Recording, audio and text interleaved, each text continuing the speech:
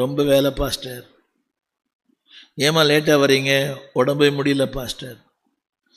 இதெல்லாம் என்ன தெரியுமா? தேவன் இந்த இந்த வார்த்தைகளை நீங்கள் லகுவாக சொல்லலாம். அவர் எப்படி எப்படி நினைக்கிறார்? அதை தமிழில் எல்லாம் வாயத்தில் சொல்லுங்கள். அருவருப்பாக நினைக்கிறார்.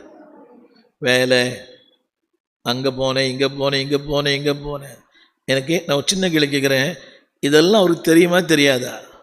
அவர் நம்ம நியாயம் தீர்க்கிறாரே, நியாயத்தோடு தீர்ப்பாரா அநியாயமாக தீர்ப்பாரா? இருக்கிறீங்களா? அவர் நம்மை குறித்து நியாயம் தீர்க்கும் போது அநியாயமாக நியாயம் தீர்ப்பாரா நியாயமாக நியாயம் தீர்ப்பாரா? அவருக்கு என்ன பேர்? நீதி உள்ள நியாயாபதி. ஆனால் நம்ம நினைக்கிறோன்னா, நான் ரொம்ப நியாயம், அவர் ரொம்ப அநியாயம். எப்படி எனக்கு இந்த வியாதியை கொடுத்துட்டாரு, எப்படி என் கணவன் எடுத்துட்டாரு, எப்படி எனக்கு இந்த பிரச்சனை பண்ணார், எனக்கு எப்படி இந்த வியாதியை கொடுத்தாரு? இல்லை, தேவன் தருகிற ஒவ்வொன்றுக்கும் ஒரு காரணம் இருக்கும். ஆமேன். வரும்போது இந்த பைபிள் கொடுத்து அனுப்பணும்.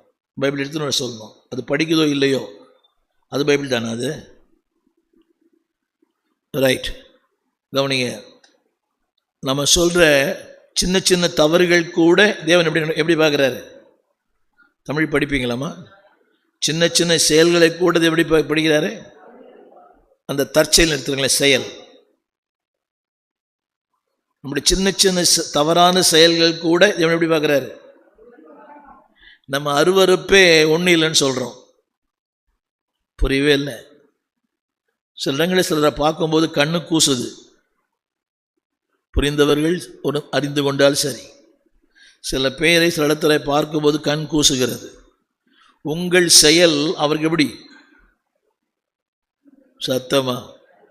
இரண்டாவது சொன்னேன், நேற்று கூட சொன்னேன், என் தவறுகள் நான் சொல்கிறேன் தவறுன்னு சொல்கிறேன். அவர் சொல்கிறேன், இல்லை தம்பி, நீ குருடனாக இருக்கிற, உன் தவறு நீ சின்ன தவறுன்னு சொல்கிற, பை மிஸ்டேக் அப்படின்ற பிளண்டர்ன்றோம். அவர் சொல்கிறாரு பிளைண்ட்னஸ். இதெல்லாம் நேற்று சொல்லிட்டேன். ரைட். அடுத்து சொல்கிறார், இன்னைக்கு சொல்ல விரும்புகிறேன், இது ஒரு பிழைன்னு சொல்கிறோம். பிழை, எரர். ஆனால் தேவன் சொல்கிறாரு, அது எனக்கு பகை. ஒரு உண்மை சொல்கிறேன், சொல்லக்கூடாது. நான் அவர் இதை பார்ப்பார், அந்த ஐயா. ஒரு சபைக்கு போயிருந்தேன். அந்த சபையில் அவர் சொன்னார், ஐயா 100 பேர் வருவாங்க, 200 பேர் வருவாங்கன்னார். கடைசியில் அவர் மனைவி, கீபோர்டு வாசிக்கிறவன், அந்த வீடியோ எடுக்கிறனால